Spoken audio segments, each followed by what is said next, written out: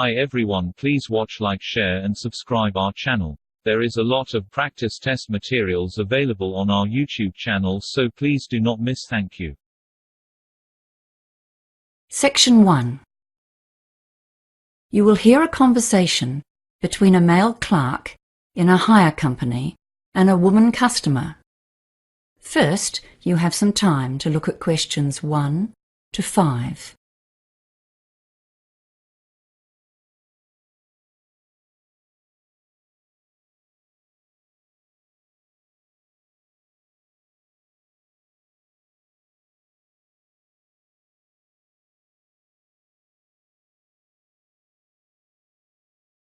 You will see that there is an example that has been done for you. On this occasion only, the conversation relating to this example will be played first. Hello, welcome to Harry's Hire Company. How can I help you? Oh, hi, yes. I've come in to find out about renting stuff for a 21st birthday party. Yes, of course. The customer says she wants to rent equipment for a birthday party. So birthday party has been written in the space. Now we shall begin. You should answer the questions as you listen, because you will not hear the recording a second time. Listen carefully and answer questions 1 to 5. Hello, welcome to Harry's Hire Company. How can I help you? Oh, hi, yes. I've come in to find out about renting stuff for a 21st birthday party. Yes, of course. First of all, what date is the party? It's next Saturday. That was the closest we could get to the actual birthday, which is the 22nd of November. Gosh, it's hard to believe it was 21 years ago. Seems like yesterday. So the 18th of November? No, sorry, I meant the following Saturday, the 25th. Okay, we have just about everything here. Tableware, marquees, you name it, we rent it. What size of event are we talking about here? Yes, that's a good question. We were planning to have about 40 people, but you know how these things grow, and it went up to 60 at one stage. I think it's back to 55 now. Yes, that's right. It was all getting a bit out of hand. Okay, and what kind of catering and entertainment are you having? We can help with entertainment hire too. You know, if you need microphones or a sound system. Oh, that's good. We've booked a catering company and they're providing a meal. It's nothing elaborate, just finger food snacks and then a simple buffet meal. So we'll need all the usual dinner plates and bowls. I suppose 5 dozen of everything. Oh, and knives and forks too, 5 dozen sets. We won't need any cooking equipment because the caterers will do that. And they're providing tea and coffee as well. I see. And do you need any tables or chairs? Well, not tables because we wouldn't have room for them. But I suppose some extra chairs might come in handy. What type do you have? Come over here and I'll show you. We have a couple of different kinds. We do have the folding wooden ones, like these. But the most popular ones are just those stackable plastic garden chairs. We rent a lot of those. Yes, the plastic ones look great. Maybe 40 of those. Okay. I'm making a list here as we speak. Was there anything else? Oh, do you want small or medium glasses? People generally want both sizes. Yeah, better get both kinds. 4 dozen of each. And what else? The caterers are supplying a punch bowl, so that's okay. Oh, I know. What about 6 ice buckets for keeping the drinks cold? We're providing all the drinks because I have a friend who's helping us with that. I suppose this is going to get very expensive. Before you hear the rest of the conversation, you have some time to look at questions 6 to 10.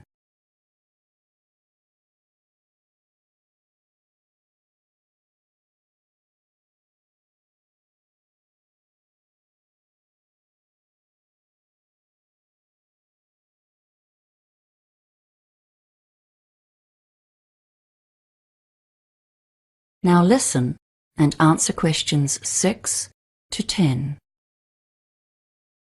Well, let's talk about our packages and rental deals. Firstly, what day do you want to collect the equipment? Oh, I'm not sure. Does that make a difference to the price? Well, the weekend package deal is to pick up after 5 p.m. on Friday and drop off before 10 a.m. on Monday. That will be $1,600 plus tax. If you want to save a bit of money, you can collect the equipment on the day of the party before 5 p.m. and drop off on the Monday before 10 a.m. and that will be $1,350 plus tax. That's called the same day package. Your party numbers come between our small and medium price packages, I'm afraid. So in fact, you could rent a few extra of everything for the same price. I see. Well, we're not inviting more guests. I think we have quite enough already. Are there any other hidden charges with those packages? No, not really. But if you want us to drop off and pick up at your house, there is an extra home delivery charge of $50, provided you live within 10 kilometres of here. Oh, and if you want to take out breakage insurance, that's a $60 flat fee. Otherwise, you pay for every item you break at the replacement cost. Wow, so how much is that then? I bet that soon adds up. Well, yes, it does a bit. Let's see. Tableware is $3.55 a piece, small glasses are $3.50, and medium glasses are $4.40. Oh, and if you break a chair, they're expensive, $15 each, and you'll be surprised what happens when the party gets going. Yes, insurance sounds like a good idea.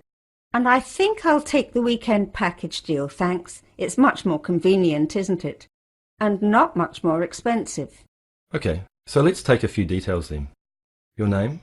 Oh, it's Susan Millins. Is that Miller? No, it's Millins. Right, and your address please?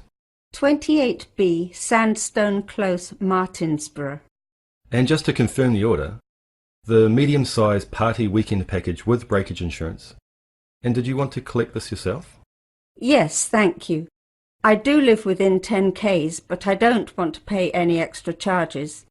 I'll get my son to help me. Okay, we'll need an emergency contact number, just in case anything goes wrong.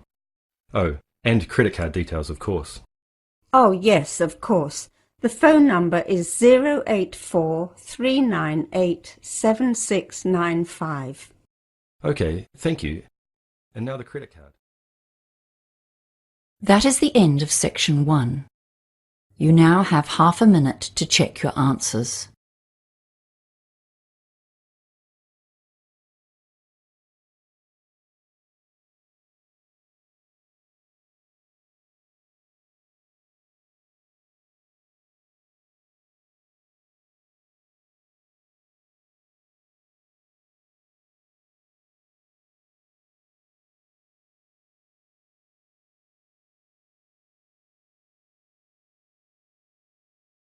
Now turn to section 2.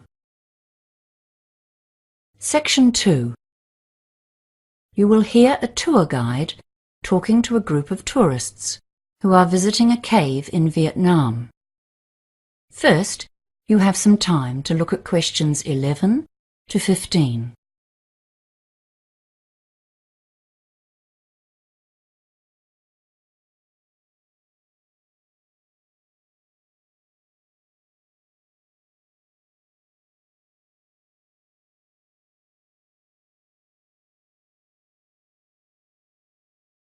Now listen carefully and answer questions 11 to 15. Good morning, everyone. Welcome to our visit to one of the most famous caves in Vietnam. As you know, this cave is famous for its wildlife, and one of the creatures you will observe in here is the small cave cockroach. They live mostly on the bird and bat droppings that are so plentiful in the caves. The guardrails along the trails are covered with these droppings, and this makes a feast for the cockroaches, so be careful where you put your hands. They will not harm you, but it can be a shock if you touch them. Once you're in one of the main caves, look out for the green centipedes. They will not be on the trail, but can often be seen on the wall close by. They feed on other insects and are fascinating to look at because of their colour and, of course, their many legs. Please do not try to pick one up, though. These centipedes have a very nasty poisonous bite. There are also deep red millipedes. These have a fully rounded shape, and they look like a streamlined elongated train with 100 or so closely packed legs extending right and left. When you get to the large high caves, you should look right up above you for the swifts and bats. The bats in this cave are mostly a type of dwarf bat, which are common in this part of the world. They will be clustered high up against the walls, maybe 100 or 200 together. They look like shadows high on the walls of the cave. They are likely to be very quiet right now, but because there are so many of them together, you will have no difficulty identifying them. They sleep all day until they all leave the cave in a massive flock on their nightly hunt for flying insects. The swifts are the creatures you can see flying around during the day, especially if they have young ones to feed. They can navigate in the darkness here and will fly outside in ones and twos at dusk to catch small winged insects like mosquitoes. However, they tend to return before it's pitch black outside, and they do not hunt at night. The swifts make nests, usually higher up on the ceiling of the cave. Before you hear the rest of the talk, you have some time to look at questions 16 to 20.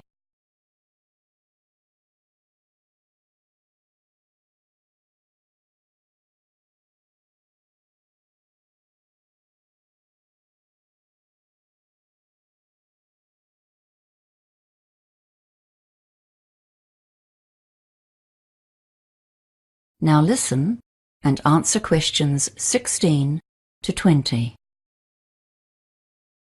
The paths tend to run around the edges of the large caves. Mostly this is because the centre is a mound of guano, the bird and bat droppings. This is also the source of the strong smell inside the caves. You may not like this smell, but the locals know its economic value. They have harvested the products of these caves for centuries. The guano is very valuable as fertilizer, and so it's collected each year, once the young birds have grown and the swifts have abandoned their nests. The guano is not the only valuable byproduct of the wildlife here.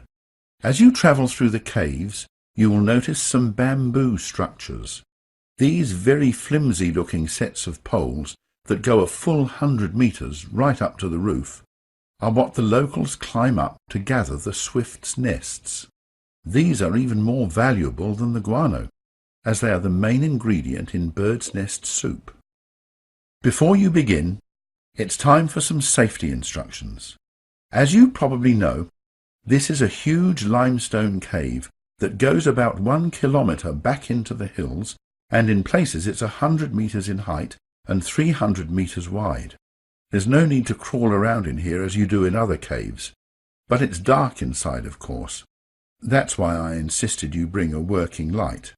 Please check that it shines brightly and ensure that you stay together with others who have a good torch. In one of the larger areas of the cave, the roof is pierced so some sunlight will get through. It is best to turn your torches off if you can see well and save your batteries.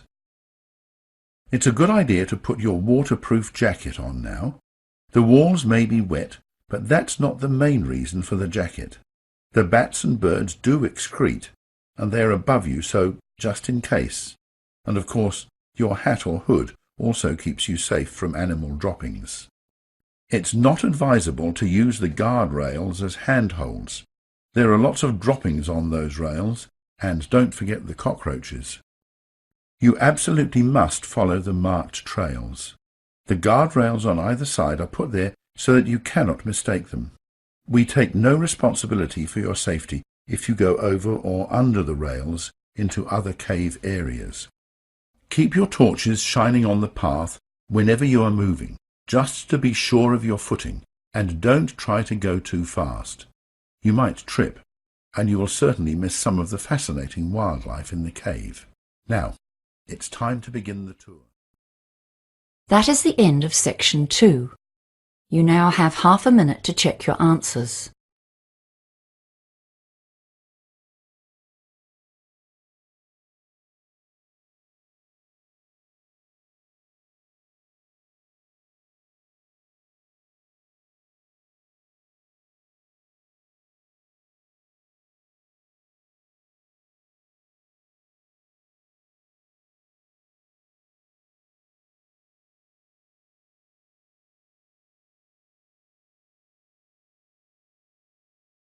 Now turn to Section 3. Section 3. You will hear a conversation between a student called Mary and her tutor, Mr. Hadstone. First, you have some time to look at questions 21 to 25.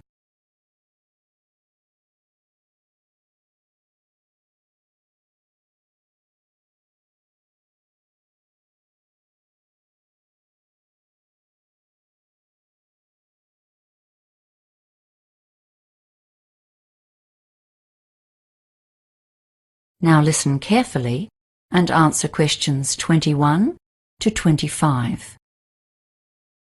Hello, Mr. Hadstone. Is this the right time for our meeting? Yes, it is. Thanks for coming in at such a late hour, Mary. I know you've had a busy day studying and will be keen to get home. And thanks for volunteering to run this project. It's going to help you develop and practice skills needed by teachers today. Field trips are getting more and more a part of school life. So as a student of education, it'll be wonderful training for you. It's really a great opportunity. We did loads of field trips at school, so I've got a good idea of what sort of things we could do. I expect so. But we're here to go through the basics of planning one, and the trip leader carries a load of responsibility. Right now, you're focusing on activities, but your main job is to consider the dangers and come up with ways of countering or avoiding them. There are lots of government regulations you won't have been aware of on your school trips, but they're just a guideline for your own planning. Some of those school trips you went on would have been pretty adventurous, right? Yeah. Okay, and your plan needs to be tailored to the kind of trip you're doing. On a well-planned and successfully led adventure trip, we don't often hear of problems, even though sometimes there's bad weather, for example, that a school party has managed to combat. That's because the leader created a well-thought-out hazard management plan. Ah, I thought I'd just be taking my mates out on a trek. Now it's all paperwork. Yes, well, that's why I called you in. We'll work on this together over the next few days. I just wanted to give you a heads up on what you'll need to think about. There are some aspects that every trip needs to consider. What do you think they might be? Well, heavy rain or high winds, I guess, and any dangers in the terrain? Yes, we call those the significant factors. And another important one is the makeup of your group. But you don't need to go overboard. There are some kinds of hazard that you won't need to think about at all. Things like hurricanes, earthquakes, radioactivity, or major diseases such as cancer. The official name for those is unlikely events, because they almost certainly won't happen. Before you hear the rest of the conversation, you have some time to look at questions 26 to 30.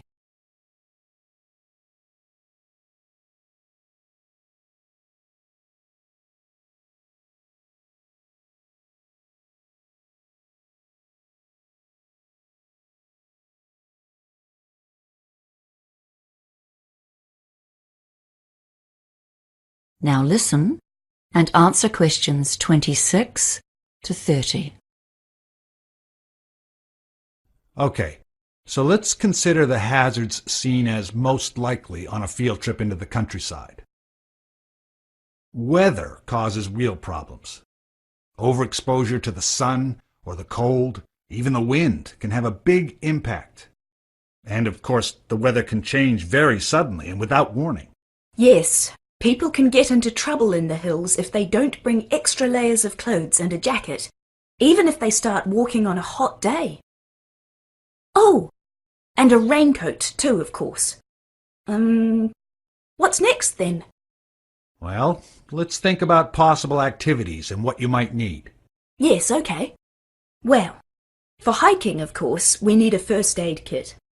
Oh, and a decent topographic map of the area. And we need to make sure that more than one person can read it.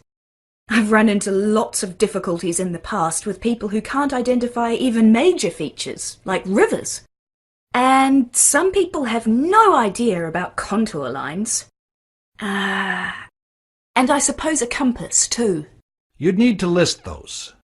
Then there are things that might be obvious but must be written down and considered seriously. For example, if there's a possibility of falling more than 2.5 meters, that's considered life-threatening. And I'm sure you would be aware of problems near the sea, like tides or high waves, and the trouble you can get into where there's a possibility of an avalanche or a mudslide or a flash flood if you're anywhere near rivers. Yes. Well, I was thinking of an adventurous route for this trip. You know, that's always more fun. And it's such a cool feeling when you've achieved something really difficult. Yes, okay, but then you need to consider who's going to be in your party. Don't go and plan things that are beyond the reach of most people, or you're asking for trouble. You need to take into account the physical strength and experience of the party as a whole. When you make your groups, make sure there's at least one person in each one who's been hiking a few times before. Wow! There's a lot to write down, isn't there? I'm really keen to get started now. Well, good, because there's a lot more detail to consider. For now, I'll just mention 2 more of the common hazards for high school trips in particular. Yes? The Ministry of Education website says don't use inexperienced volunteers. And don't allow student drivers to bring their own cars, or to drive anyone else's car for that matter. Well, now I really have something to think about. Thanks, Mr. Headstone. That is the end of section 3. You now have half a minute to check your answers.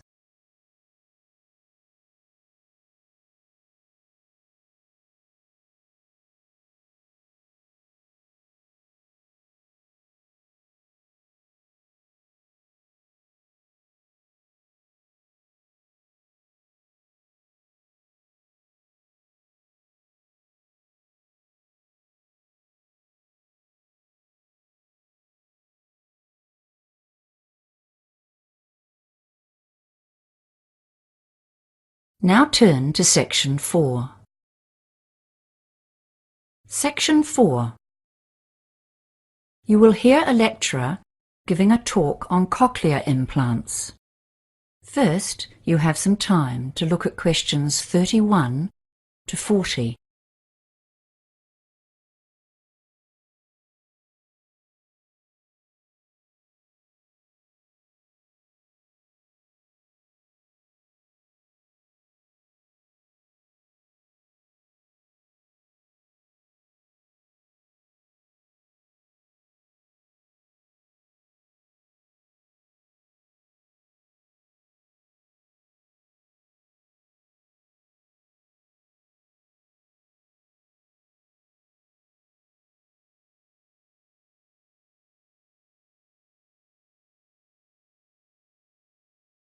Now listen carefully and answer questions 31 to 40. The topic for today's lecture is cochlear implants, which are a relatively new form of technology for assisting people who are profoundly deaf. First, let's revise how normal hearing works. If you look at image 1, you will remember that the ear has 3 sections.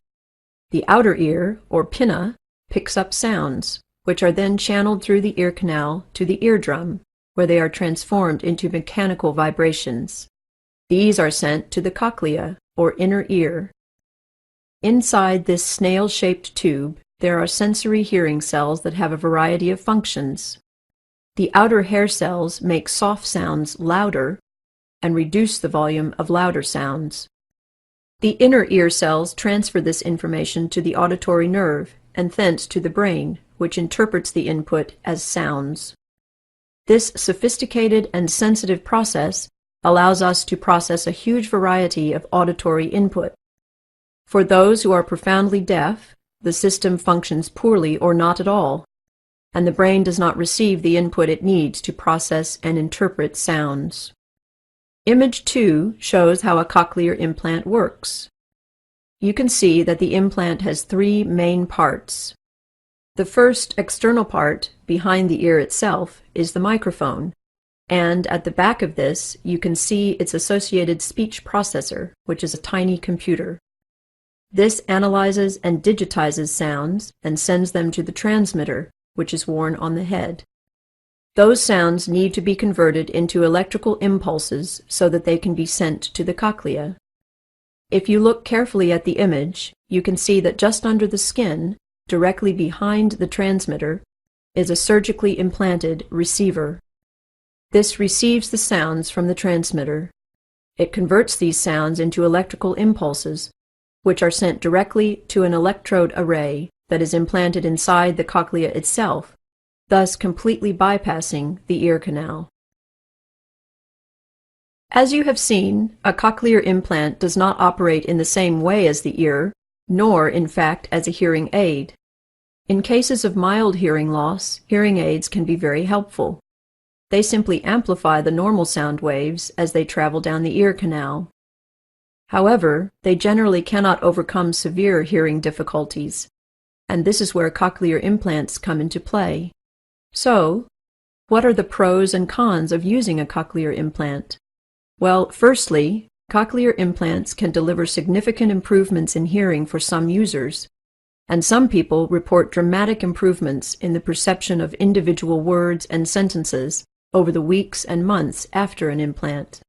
However, a cochlear implant is not a magic bullet that works equally well for all users.